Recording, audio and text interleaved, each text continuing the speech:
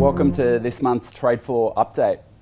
Adam, we're about to bid farewell to Philip Lowe and welcome the first new governor in 7 years. How much of a deal is this for markets?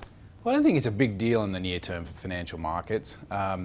Phil Lowe has taken policy from very easy to very restrictive, and he's transitioning to a new governor at a period where we think policy is in a fine-tuning mode. So I don't think there's going to be a sort of a near-term big financial market impact.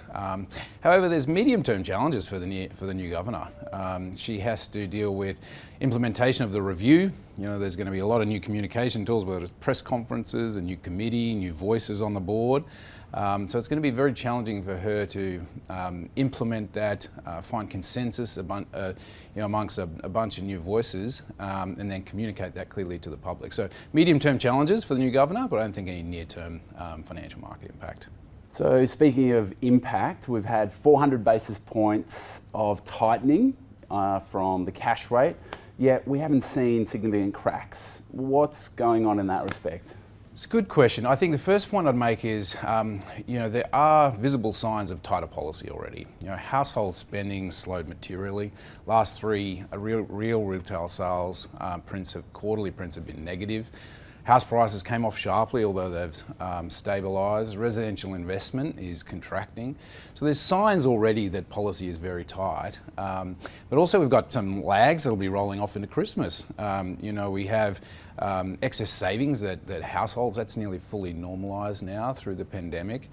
We have this big wall of fixed rate mortgages rolling from 2% back to 5.5%, 6%. We had a strong burst of immigration as the borders reopen, which won't go on forever. So there's several lags that are rolling through now. We expect to wane into Christmas. So policy's tight, already visible, and we expect these lags for this cycle to roll off into Christmas. So I think when we look out 12 months, we'll be sitting here discussing rate cuts and how much the RBA will be needing to lower rates rather than sitting here talking about rate hikes. Well, to that end, on the lagging side of things, we saw some resilient earnings over reporting season, but we remind ourselves that a lot of these borrowers in the corporate and consumer space are floating rate, therefore debt repayments are likely to come up. How much of a watch point is that for us? Yeah, we have seen resilient earnings. Earnings are subject to the same lags I talked about with tighter policy, but you still are seeing weakness in pockets of the corporate market, whether it's big write-downs in REITs, listed REITs for their asset base, pockets of weakness in retail. On the floating rate side, the biggest sector I worry about is households. They're the ones that have, they're the most fragile balance sheet in Australia, the most debt relative to their income, and most of it's variable, and the ones that aren't will be rolling back to variable, over the next few months. So I will more worry about fragile balance sheets like households.